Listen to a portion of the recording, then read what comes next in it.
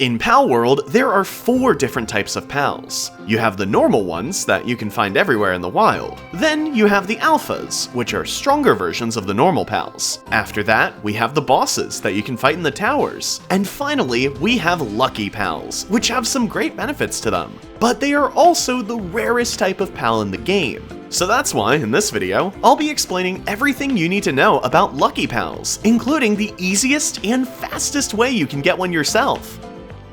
Lucky pals are kind of like shinies, but instead of only getting a color change, they get multiple changes that are actually useful. Every single pal, other than bosses from the towers, can be lucky, including the alphas, and these rare pals are bigger than their normal versions, while also getting a 15% boost to their damage and work speed, which will come in handy when making overpowered pals. And to top it all off, lucky pals will also come with a special move that you normally can only get from the special trees with fruit on them.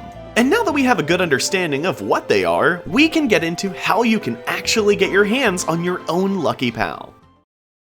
Right now, the odds of a lucky pal aren't really known, but it seems like one will appear every 1,000 pals, or roughly one every 10 hours, which may seem pretty bad at first. But wild lucky pals will have a bright gold shine to them, alongside a very loud jingle, so they'll be hard to miss assuming you're paying attention. But there are still some tricks that we can do that give us even better odds of finding and catching one. The first option is really the only lucky pal hunting method out right now, and it banks off the idea that a lucky pal will appear once every 1,000 pals.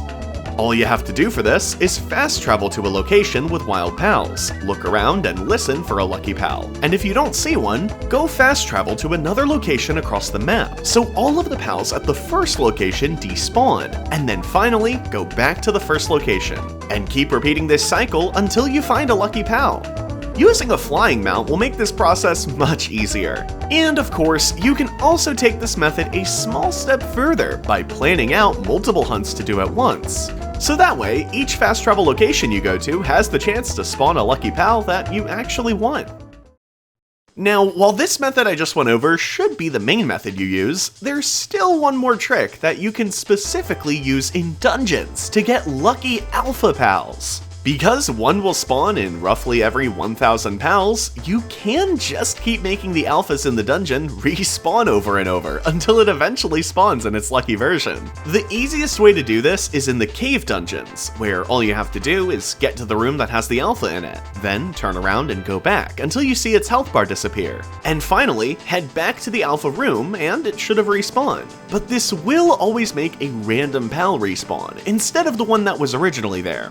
If you want the same alpha to respawn each time, you won't be able to do the caves, but you can do the wild alphas, and the ones that teleport you to a small room. Regardless of what option you're doing, all you need to do is catch or kill an alpha, wait for it to respawn, and then go back in, and keep repeating this process until you eventually get the lucky to spawn. I've also seen that some people say you can just return to the title, and then go back into the world to reset the spawns, which would work great for the arenas that you have to teleport inside of.